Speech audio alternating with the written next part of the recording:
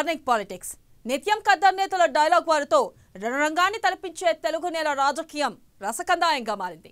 సై అంటే సై అనే రేంజ్లో సాగుతున్న పొలిటికల్ దంగల్పై ఒలుక్కేద్దాం. దేశంలో ఇప్పుడు బలమైన పార్టీ బీజేపీ.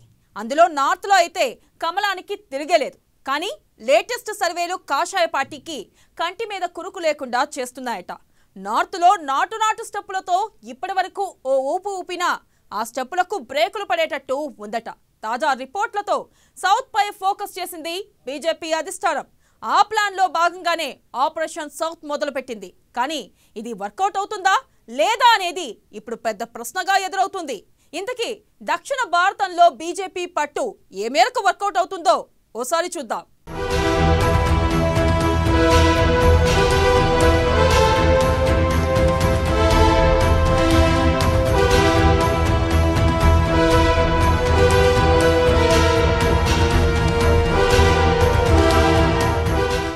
సౌత్ పై ఫోకస్ చేసిన బీజేపీ,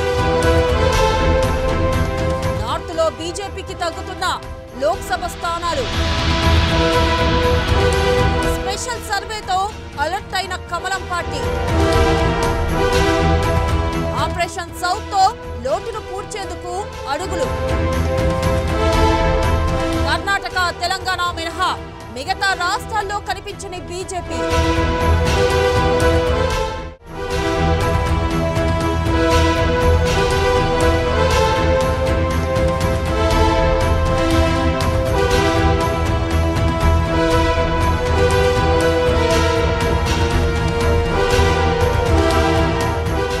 ఎన్నికల ఏడాది కావడంతో అన్ని పార్టీలు ఓటర్లను బుట్టలో వేసుకునేందుకు సర్వశక్తులు వడ్డుతున్నాయి. ఓవైపు భారత్ జోడోతో కాంగ్రెస్ ఊపు మీదుంది. దీనికి కొనసాగింపుగా హాత్ సే హాత్ జోడో యాత్రకు కూడా శ్రీకారం చుట్టింది.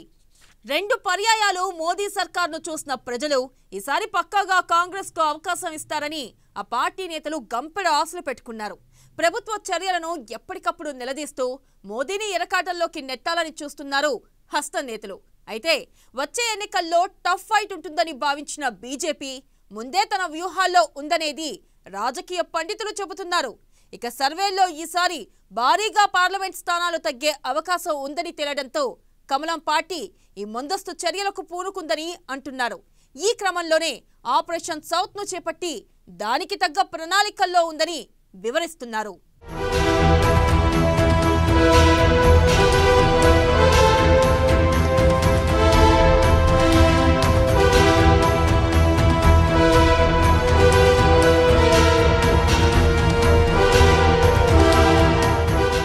రానున్న ఎన్నికలపై సర్వేలు నిర్వహించిన బీజేపీ నార్త్ ఈశాన్యంలో లోక్సభ స్థానాలు తగ్గుతాయని భావించింది.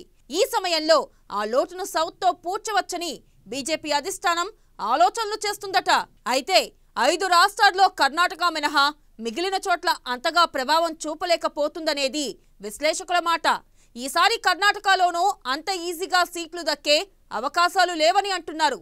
త్వరలో అక్కడ అసెంబ్లీ ఎన్నికలు జరగనున్నాయి. ఈసారి కూడా బీజేపీ అధికారం చేపడితేనే లోక్సభ ఎన్నికల్లో ప్రభావం చూపే ఛాన్స్ ఉంటుంది. లేదంటే కష్టమేనని వాదనలు వినిపిస్తున్నాయి. పక్కాగా అధికారం తమదేనని కాంగ్రెస్ చెబుతుంటే కుమారస్వామి పార్టీ బీఆర్ఎస్ అండదండలతో దూకుడుగా కనిపిస్తుంది.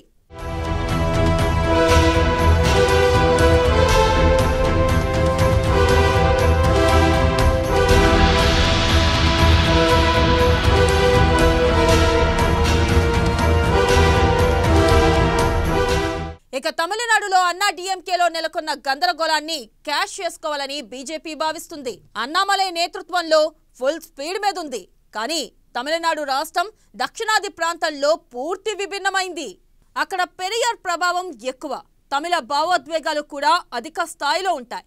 ఎంజీఆర్, కరుణానిధి, జయలలిత, ఇప్పుడు స్టాలిన్ ఇలా అందరూ సెంటిమెంట్ రాజకీయాలను రగిలిస్తూనే ముందుకు సాగారు. అందువల్లే జాతీయ పార్టీలను తమిళనాడు ప్రజలు అంత ఈజీగా తమ ప్రాంతంలోకి రానివ్వరని అంచనా వేస్తున్నారు విశ్లేషకులు. అయితే అన్నామలై రాక తర్వాత బీజేపీలో మార్పులు వచ్చిన మాట వాస్తవమే. కానీ ఇది ఓట్ల రూపంలోకి మారుతుందా, తమిళ ప్రజలు నమ్ముతారా అనేది చెప్పలేమంటున్నారు.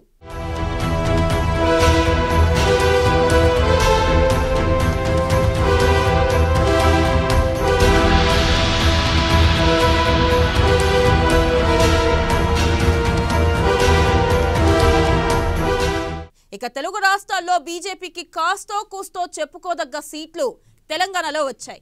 అసెంబ్లీ ఎన్నికల్లో కేవలం ఒక్క స్థానానికే పరిమితమైన కమలం పార్టీ పార్లమెంట్ ఎన్నికల్లో మాత్రం 4 స్థానాలు దక్కించుకుంది. ఇదే ఊపులో తెలంగాణలో అధికారం సాధిస్తామని చెబుతూ వస్తుంది. 2 ఉప ఎన్నికలు దక్కించుకున్న అభ్యర్థుల గుడ్ విల్ వల్లే గెలుపు సాధ్యమైందనే వాదన ఉంది.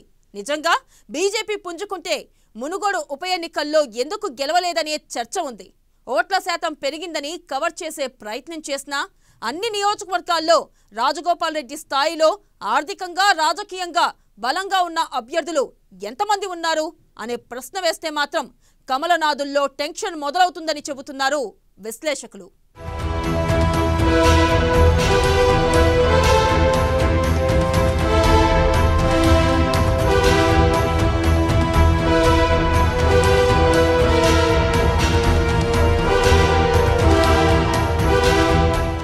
ఇక తెలంగాణలో కమలం వికసిస్తుంటే ఏపీలో పరిస్థితి సరే. అసలు లోక్సభ సీట్ల సంగతి దేవుడెరుగు, కానీ అసెంబ్లీ స్థానాల్లో బీజేపీ డిపాజిట్ దక్కించుకుంటుందా అనే స్థాయిలో ఉందని వివరిస్తున్నారు. తమిళనాడు మాదిరే ఏపీలో ప్రాంతీయ పార్టీల హవా నడుస్తుంటుంది. ఇప్పుడు అక్కడ టీడీపీ, వైసీపీ, జనసేన మధ్య పోటీ నెలకొంది. జనసేనతో పొత్తులో ఉన్నామని బీజేపీ చెబుతున్నా పవన్ కళ్యాణ్ సైలెంట్ రాజకీయం వారికి అంతుబట్టడం లేదు. అటు టీడీపీ అధినేత చంద్రబాబుతో పవన్ సమావేశాలు అవుతూ ఉండడంతో ఏం జరుగుతుందో తెలియని పరిస్థితి నెలకొంది. దీనికి తోడు పార్టీ కీలక నేత కన్నా లక్ష్మీనారాయణ గుడ్ బై చెప్పేశారు. ఏపీలో బలమైన కాపు నేతల్లో ఈయన కూడా ఒకరు. సోము వీర్రాజు అదే సామాజిక వర్గమే అయినా జనసేన వైసీపీని కాదని కాపులు బీజేపీ వైపు నిలబడతారా అనేది కష్టమేనంటున్నారు విశ్లేషకులు.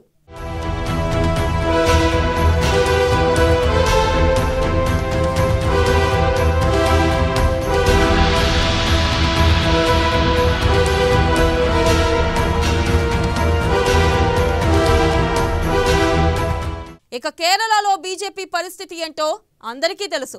అక్కడ ఎలాగైనా పట్టు నిలుపుకోవాలని ఎన్నో ఏళ్లుగా కమలం పార్టీ పోరాటం సాగిస్తుంది. కానీ లెఫ్ట్ పార్టీలు కట్టడి చేస్తూనే ఉన్నాయి.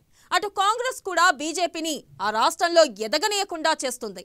ఇలా ఆపరేషన్ సౌత్ మొదలుపెట్టిన బీజేపీ ముందు అనేక సవాళ్లు ఎదురవుతున్నాయి. వాటిని అధిగమించి పార్లమెంట్ ఎన్నికల నాటికి సీట్లు పెంచుకోవడం కష్టమేనని అంటున్నారు రాజకీయ పండితులు. మరి ఈ గడ్డు కాలంలో కమలం పార్టీ పోరాటం ఎంతవరకు ఫలిస్తుందో రానున్న ఎన్నికల్లో చూడాలి మరి.